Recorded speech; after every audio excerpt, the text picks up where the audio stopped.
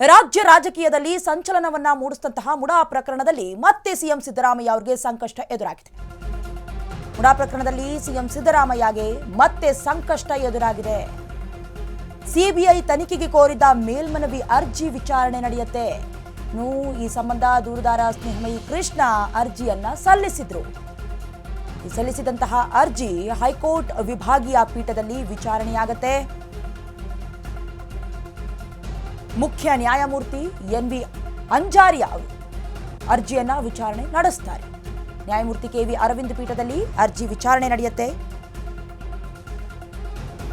ಮುಡಾ ಪ್ರಕರಣದಲ್ಲಿ ಸಿಎಂ ಸಿದ್ದರಾಮಯ್ಯಗೆ ಮತ್ತೆ ಸಂಕಷ್ಟ ಎದುರಾಗಿರುವುದು ರಾಜ್ಯ ರಾಜಕೀಯದಲ್ಲಿ ಸೆನ್ಸೇಷನಲ್ ಟಾಪಿಕ್ ಅಂತ ಹೇಳಿದ್ರೆ ಅದು ಮುಡಾ ಹಗರಣ ಕೇಸ್. ಈ ಹಿಂದೆ ಕೂಡ ಸಿದ್ದರಾಮಯ್ಯ ಅವರು ಹೇಳ್ಕೊಂಡಿದ್ರು 40 ವರ್ಷದ ರಾಜಕೀಯದಲ್ಲಿ ಒಂದು ಕಪ್ಪು ಚುಕ್ಕೆ ಕೂಡ ಇರಲಿಲ್ಲ ಅಂತ. ಹಾಗೆ ಈ ಕೇಸ್ಗೆ ಸಂಬಂಧಪಟ್ಟಂತೆ ನಂದು ತಪ್ಪಿಲ್ಲ ಅಂತ ಕೂಡ ಹೇಳಿದ್ರು. ಇನ್ನು ಇದೇ ಕೇಸ್ಗೆ ಸಂಬಂಧಪಟ್ಟಂತೆ ಮೈಸೂರು ಲೋಕ ಪೊಲೀಸರು ಕೂಡ ವಿಚಾರಗಳನ್ನು ಸಂಗ್ರಹಣೆ ಮಾಡಿಕೊಂಡು ತನಿಖೆಯನ್ನು ನಡೆಸಿ ಕೆಲವೊಂದಷ್ಟು ಅರ್ಜಿಗಳನ್ನು ಡಾಕ್ಯುಮೆಂಟ್ಗಳನ್ನು ಕೂಡ ಹೈಕೋರ್ಟ್ಗೆ ಸಲ್ಲಿಕೆ ಮಾಡಿದ್ರು. ನಂತರದಲ್ಲಿ ಸಿಎಂ ಸಿದ್ದರಾಮಯ್ಯ ಹಾಗೆ ಅವರ ಕುಟುಂಬದವರಿಗೆ ಯಾವುದೇ ತಪ್ಪಿಲ್ಲ, ಅವರ ಇನ್ವಾಲ್ವ್ಮೆಂಟ್ ಇಲ್ಲ ಅಂತ ಕ್ಲೀನ್ ಚೀಟ್ ಕೂಡ ಸಿಕ್ಕಿತ್ತು. ತದನಂತರದಲ್ಲಿ ಇಡಿ ಅಧಿಕಾರಿಗಳು ಸುಮ್ಮನೆ ಕೂತ್ಕೊಳ್ಳಿಲ್ಲ.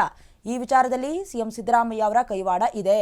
ಹಾಗಾಗಿ ಈ ವಿಚಾರವನ್ನ ಮತ್ತೆ ಕೈಗೆತ್ತಿಕೊಳ್ಬೇಕು, ಸಿಬಿಐಗಾಗಲಿ ಅಥವಾ ಇಡಿ ಅಧಿಕಾರಿಗಳಾಗಲಿ ಈ ವಿಚಾರವನ್ನ ಮತ್ತೆ ಮುಂದುವರಿಸಬೇಕು ಅಂತ ಹೇಳಲಾಯಿತು. ಇದೀಗ ಮತ್ತೆ ಮುಖ್ಯ ನ್ಯಾಯಮೂರ್ತಿ ಎನ್.ವಿ. ಅಂಜಾರಿ ಅವರ ನೇತೃತ್ವದಲ್ಲಿ ಈ ವಿಚಾರ ಏನಿದೆ ಅಥವಾ ಈ ಹಗರಣ ಏನಿದೆ ಮುಂದುವರಿಯುತ್ತೆ. ಇನ್ನು ನ್ಯಾಯಮೂರ್ತಿ ಕೆ.ವಿ. ಅರವಿಂದ್ ಪೀಠದಲ್ಲಿ ಈ ಅರ್ಜಿ ವಿಚಾರಣೆ ನಡೆಯೋದು. ಇನ್ನು ಮುಡಾ ಹಗರಣ ಈಗಲೇ ಸ್ಟಾಪ್ ಆಗುವಂತಹ ಅಥವಾ ನಿಂತು ಹೋಗುವಂತಹ ಲಕ್ಷಣಗಳು ಕಾಣಿಸ್ತಾ ಇಲ್ಲ. ಸಿಬಿಐ ತನಿಖೆಯನ್ನು ಕೋರಿ ಈಗಾಗಲೇ ದೂರುದಾರ ಸ್ನೇಹಮಯಿ ಕೃಷ್ಣ ಅವರು ಕೂಡ ಅರ್ಜಿಯನ್ನ ಸಲ್ಲಿಕೆ ಮಾಡಿದ್ದಾರೆ.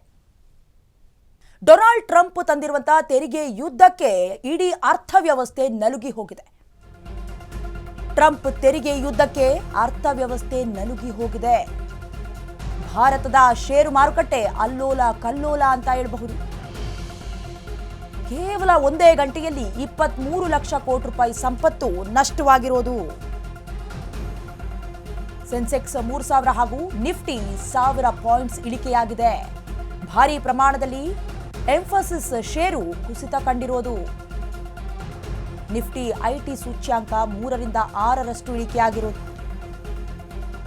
ಆಟೋಮೊಬೈಲ್ಸ್ ಕ್ಷೇತ್ರದ ಮಹೀಂದ್ರಾ ಅಂಡ್ ಮಹೀಂದ್ರಾ ಸೇರಿದಂತೆ Tata Motors, Maruti Suzuki share ಕೂಡ ಕುಸಿತವಾಗಿದೆ.